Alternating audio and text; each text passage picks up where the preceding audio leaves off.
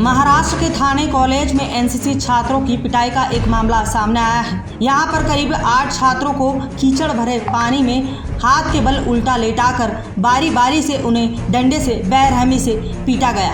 इस पिटाई का वीडियो वहाँ पर किसी छात्र ने बना लिया और इस वीडियो को वायरल कर दिया।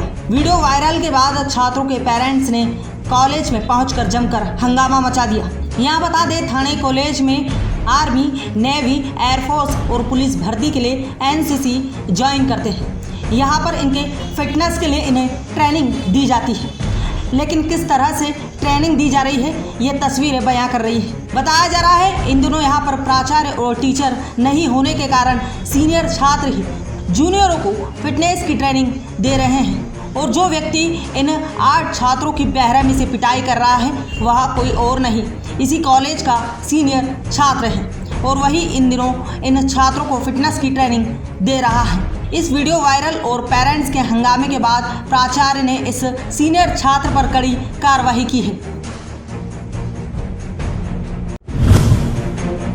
भोपाल में गांधी कॉलेज की डॉक्टर के सुसाइड के बाद अब छात्रों में काफ़ी नाराजगी व्याप्त है। यहाँ प्रताड़ित छात्रों ने अब खुलकर डॉक्टर अरोड़ा कुमार के खिलाफ मोर्चा खोल दिया है।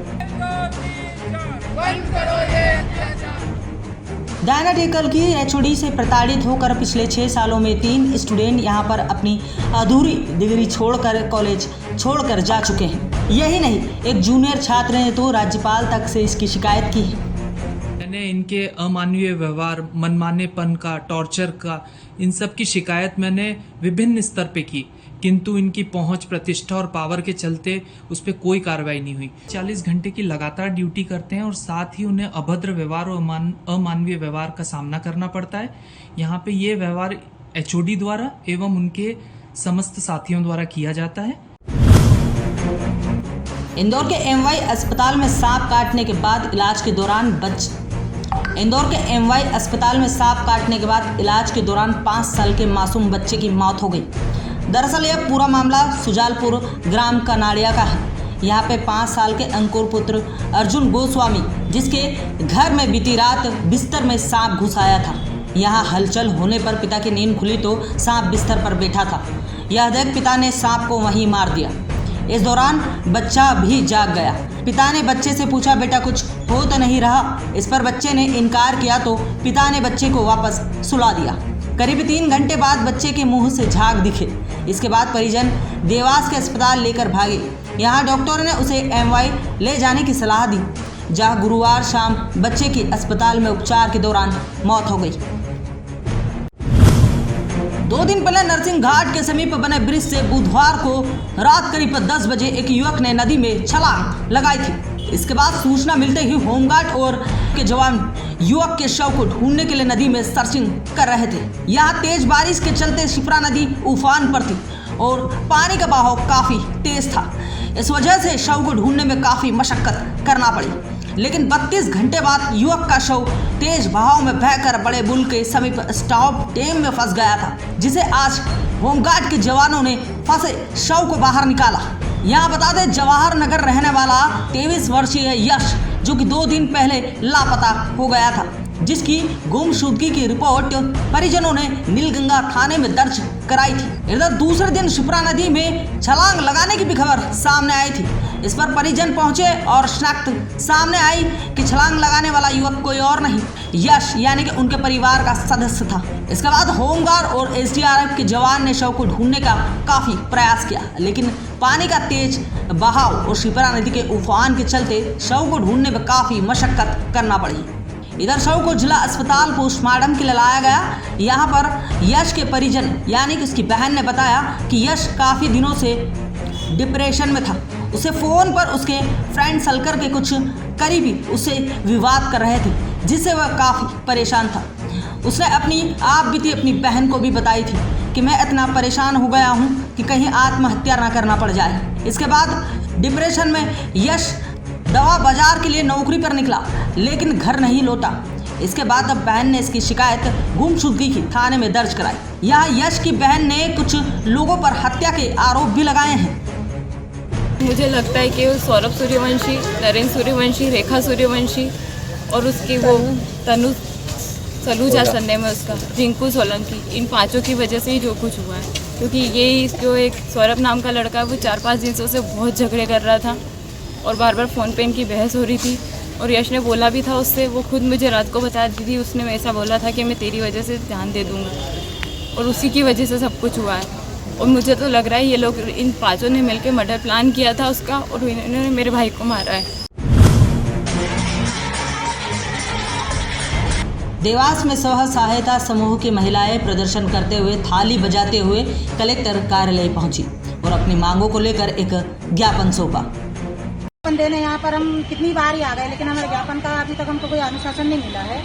तो हमारी मांग ये है कि हमारा 2000 मानदेय से बढ़ाकर हमारा 9000 करा जाए, उसके बाद हमको परमानेंट किया जाए।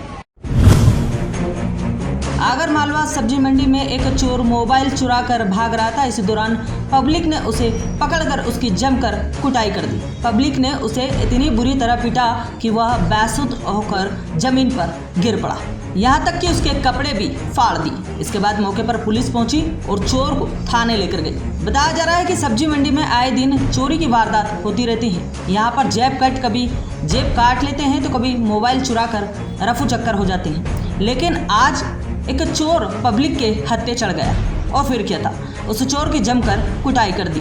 हमारे सब्जी मंडी मार्केट में जेब कट की, मोबाइल चोरी की, मेरा खुद का दुकान से मोबाइल चला गया, इस टाइप की घटना होती रहती है।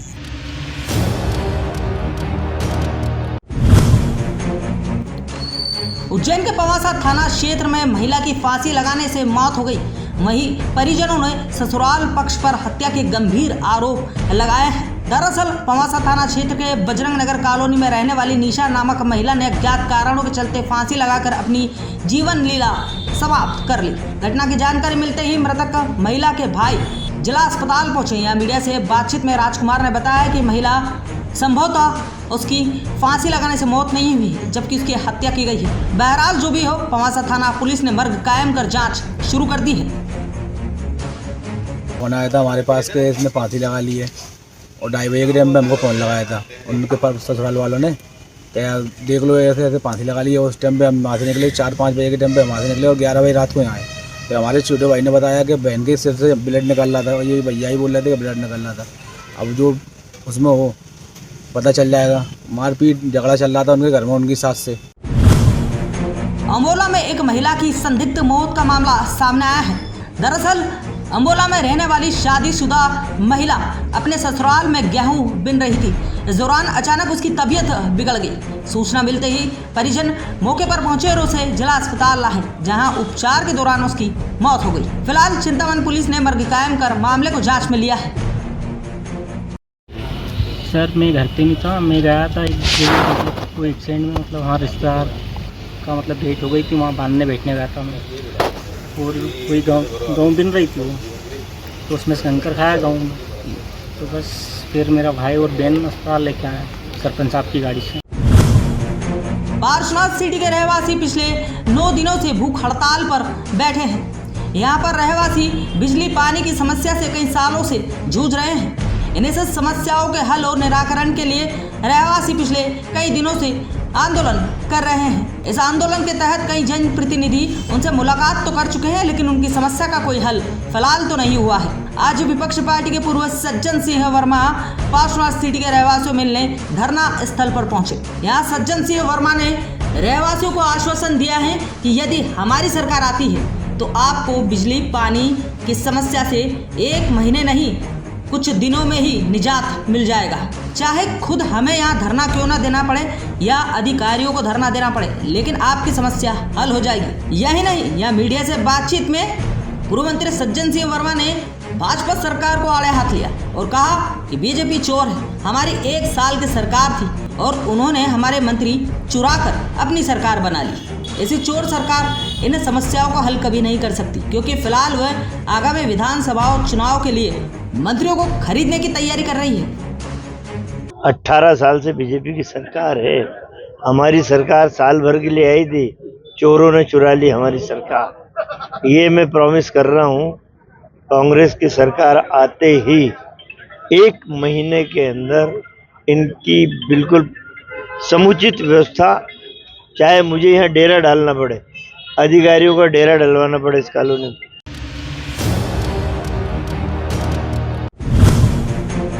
राष्ट्रीय स्तर पर पीएमसी योजना में शामिल हुए ग्राम सिविल की माध्यमिक स्कूल। इस दौरान बड़ी संख्या में छात्र छात्राओं हाथों में बैनर ली चल रहे थे। यह रैली पूरे ग्रामीण क्षेत्र में निकाली गई। यह बता दें, नेपानगर क्षेत्र का एक छोटा सा गांव सिविल अब राष्ट्रीय स्तर पर अपनी पहचान बनाने जा रहा है। भारत में लागू हुई नई शिक्षा नीति के तहत खकनार ब्लॉक की सिविल माध्यमिक शाला का चयन पीएमसी विद्यालय के लिए हुआ है। मध्य प्रदेश के बुरहानपुर जिले में मात्र 3 स्कूलों का चयन पीएमश्री योजना में किया गया है, जिसमें खकनार ब्लॉक से एकमात्र सिविल स्कूल को भी शामिल किया गया है। जैसे शहरों में पढ़ाई होती है, वैसे अब हमारे ग्राम सिविल पीएमश्री स्कूल में भी पढ़ाई होगी। सबसे सस्ता, सबसे बड़ा अखबार, 3 रुपए में 12 पृष्ठ, सब पे नजर, सबकी खबर, दैनिक अवंतिका। उज्जैन से जुड़ो, अवंतिका पढ़ो।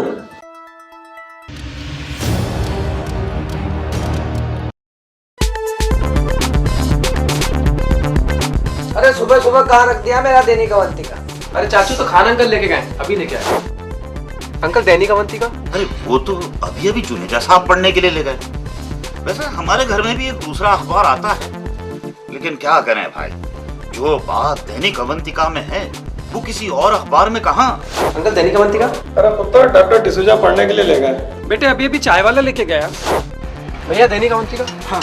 अरे भैया दूसरे अखबार में गिफ्ट होवत है, स्कीम होवत है और उनसे रद्दी भी अच्छी मिल जावत है, लेकिन भैया दैनिक अवंतिका में ताजा खबर होवत है, ज्यादा खबर होवत है। ई लो तुम्हार दैनिक अवंतिका, बड़ा ही कमाल का अखबार है भाई। धन्यवाद धन्यवाद। स्वामी जी, चौहान अंकल। आइए आइए चौहान जी, आप और हम मिलकर पढ़ते हैं दैनिक अवंतिका।